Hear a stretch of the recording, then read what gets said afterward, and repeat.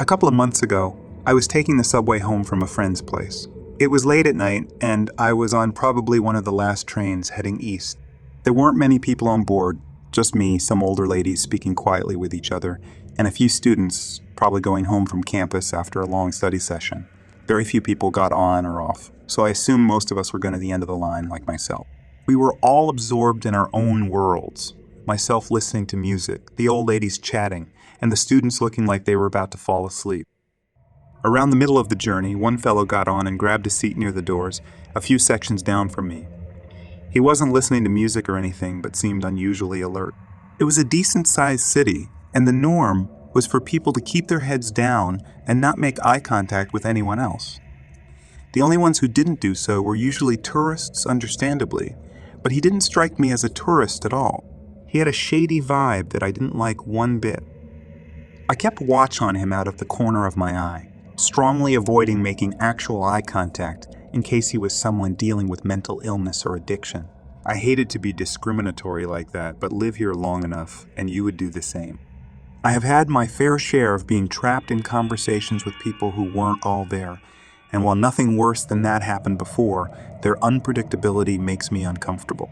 I am not a big guy, so if someone did ever try to get physical with me, I'm not sure how well I would be able to defend myself.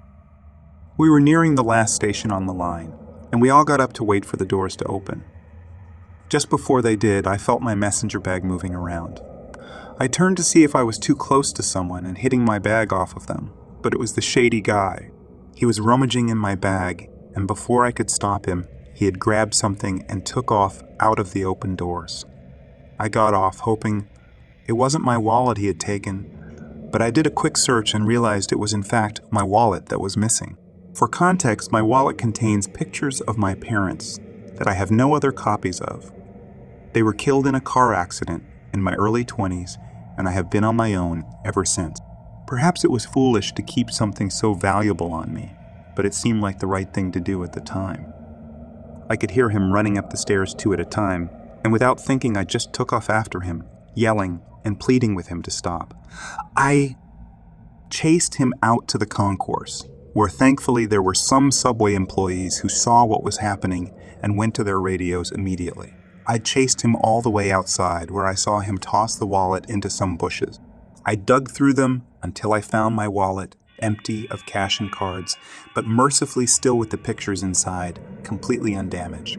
I cried with relief. There wasn't a whole lot of cash in there, and the cards could be replaced, but I would have been devastated if the pictures had been lost.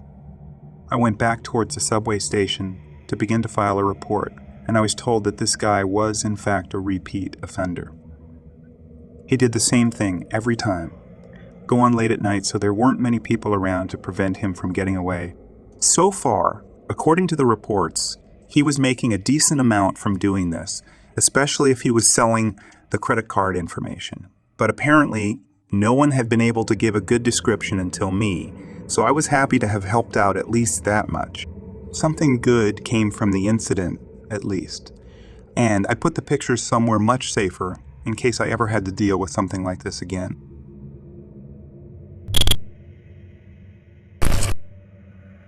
I was riding the subway home from high school with my friends on a Monday afternoon.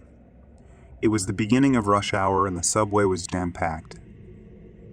We tried to keep out of people's way, but I'm sure I stepped on a few foots.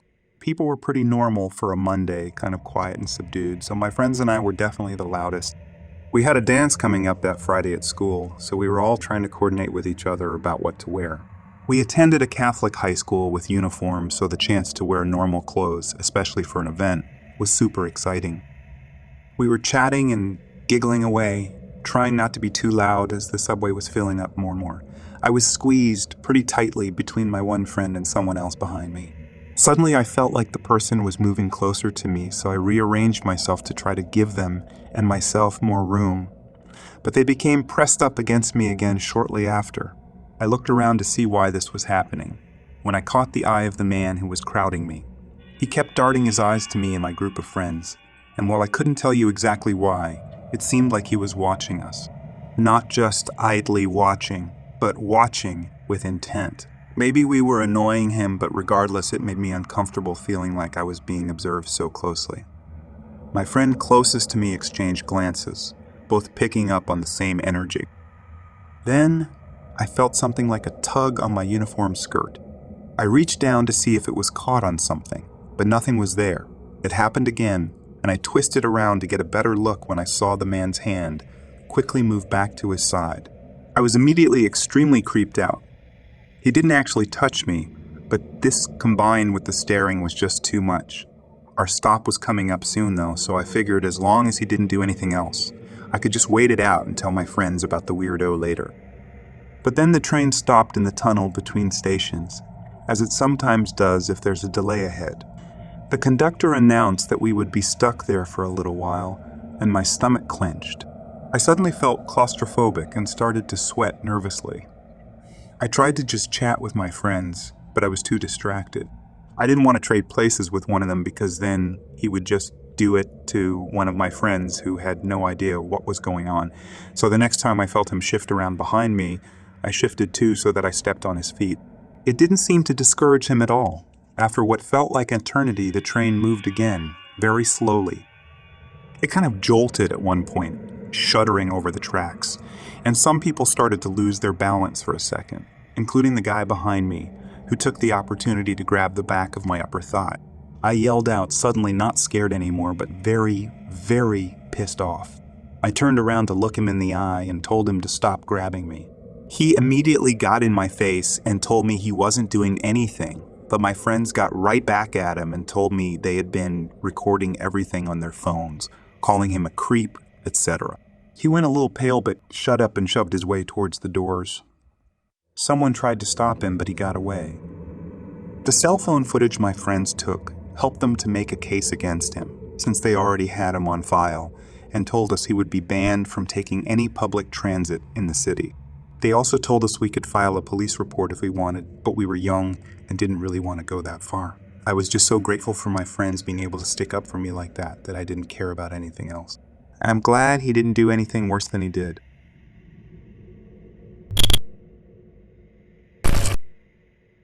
I was going to the grocery store one weekday night, enjoying the nice weather and grateful I got to be out in it, as I had been on maternity leave for the last few months.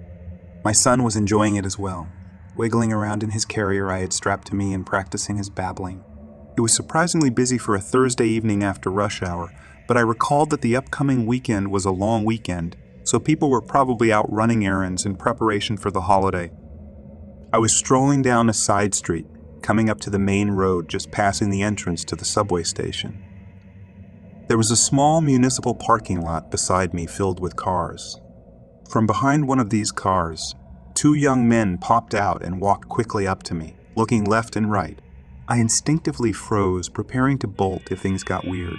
They did, very quickly. They blocked my path, and I realized that while a moment ago the street seemed very busy, it was currently empty in my immediate vicinity. All the pedestrians had gone into either the subway station or the grocery store, and there were no cars driving on our part of the street. I started to back up, terrified because I knew unless someone came to help me, there wasn't really any way I could stop them from doing whatever it was they were about to do, not with the baby here. They started to advance and told me to give over my wallet. The taller one of the two pulled out a small knife and held it down by his side, but the message was clear. I told them I didn't have any cash, just cards. This did nothing to dissuade them, and though I was backing up, they kept coming closer. They asked again, louder this time. The smaller one kept looking around, keeping an eye out when I noticed his eyes widen. He grabbed the arm of his friend with the knife and pointed into the street behind me. I took advantage of their distraction and turned and ran. Even if I got stabbed in the back, at least I was now blocking my baby from the danger. I ran towards the subway station. I heard them yell and start to follow me. I just ran, holding my now crying baby to keep from jostling him too much. I felt something hit my back, but if it was the knife, it didn't do any damage because I heard something clatter into the road beside me. My only focus was on getting inside, where there was light and possibly help. I made it into the station, trembling all over. A security guard saw me and asked if I needed help. I burst into tears. I couldn't even speak because of how scared I was. I pointed to the doors behind me just in time to see the two kids run past. The guard ran out after them, and I collapsed on a bench, trying to soothe both myself and my wailing child. Another employee came over, and I managed to tell her what had happened. She was lovely, rubbing my shoulder and telling me it was all right. She even helped me call my husband, who came to get us right away. Once I got home and calmed down, we debated about filing a police report, since these were just kids who probably hadn't done this before, but because they targeted a very vulnerable person, a young woman with a baby, we decided it was the right thing to do. The security guard hadn't gotten a good look at the kids who tried to rob me, and the security cameras didn't get a good shot of them either. The police said there had been an uptick in kids joining gangs, so they figured this was another initiation rite. It made me incredibly sad to hear that, thinking of my own son. We weren't anywhere near rich, but we were probably in a better situation than those poor kids. My husband thought I was nuts for having any sympathy for them given what they tried to do, but that's motherhood hormones for you. I hoped the botched mugging would help them to realize a life of crime wasn't for them, but I never heard back from the cops, so I guess I'll never know.